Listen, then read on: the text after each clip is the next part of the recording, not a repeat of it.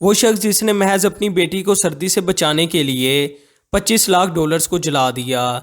ناظرین، یہ وہ شخص ہے جس نے 33 سال تک امریکہ سمیت پوری دنیا کو اتنا نشہ دیا کہ ہر گھر میں ایک شخص نشے کا شکار تھا، اور وہ شخص تھا پیبلو ایسکوبار۔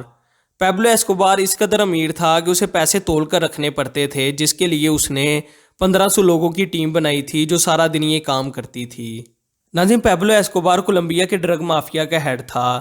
اس نے بچپن سے قبریں بیچنی شروع کی اور سگریٹ بلیک کرتا کرتا ڈرگز بیچنے لگا۔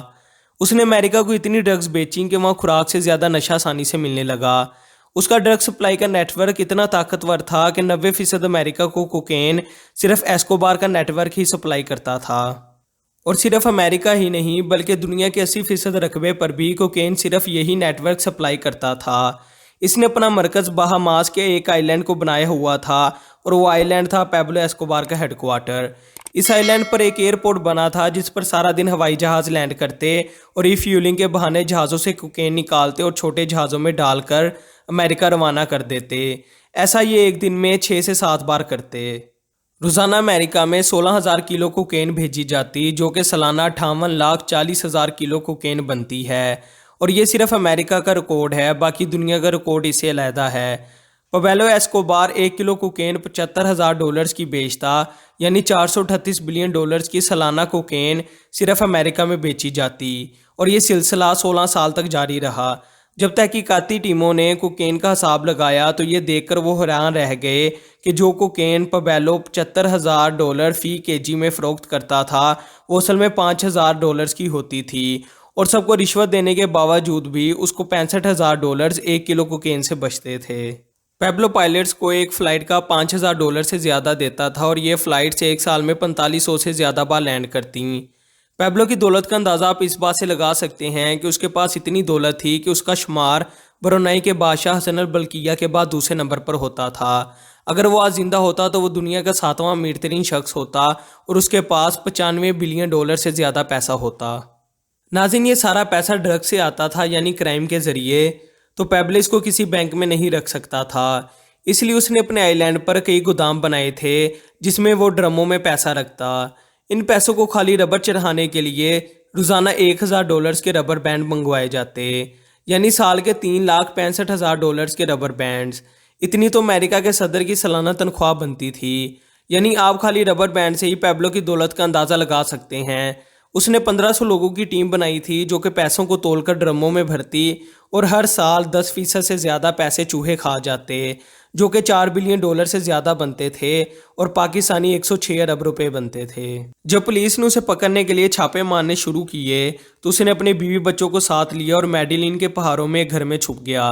سردیوں کے دن تھے، اس کی بیٹی کو سردی لگنے لگی، اس کے پاس جلانے کو کچھ نہیں تھا، تو اس نے $25 لاکھ جلا دیے تاکہ حرارت پیدا ہو اور سردی نہ لگے۔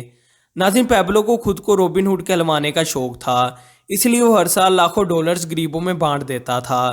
اس نے پورے کولمبیا میں اسکول، ہسپتال اور رفاہی ادارے کھولے۔ لوگ اس سے بہت خوش تھے۔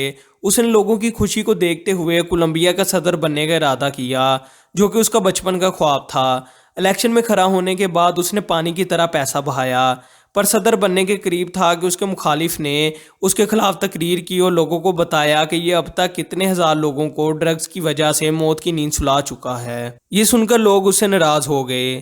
پیبلو نے الیکشن لڑنے سے انکار کر دیا اور اپنے مخالف کو بیوی سمیت قتل کر دیا۔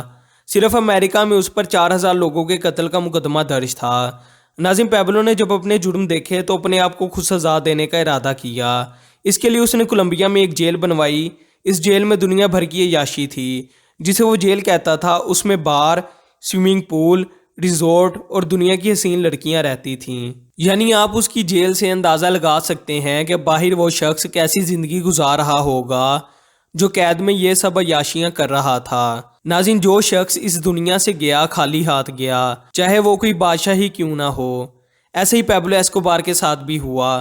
1993 میں ایک پولیس مقابلے میں اسے گرفتاری دینے کا کہا گیا تو اس نے کہا کہ کولمبیا میں قبر میں رہنا امریکہ میں جیل میں رہنے سے بہتر ہے۔ پھر اس نے پولیس پر فائرنگ کی تو جوابی حملے میں مارا گیا۔ اس کا جنازہ کولمبیا کا سب سے بڑا جنازہ تھا، کیونکہ وہ لوگوں کے لیے رابن ہوڈ تھا۔ مرنے کے بعد حکومت نے اس کے 1500 گھروں کو تحویل میں لے لیا اور بعد میں اسکول، ہسپتال اور رفائی اداروں میں تبدیل کر دیا۔ تو یہ تھی ناظرین ڈرگ لارڈ پیبلو ایسکوبار کی کہانی۔ ہماری آج کی ویڈیو آپ کو کیسی لگی کمنٹ سیکشن میں ضرور بتائیں۔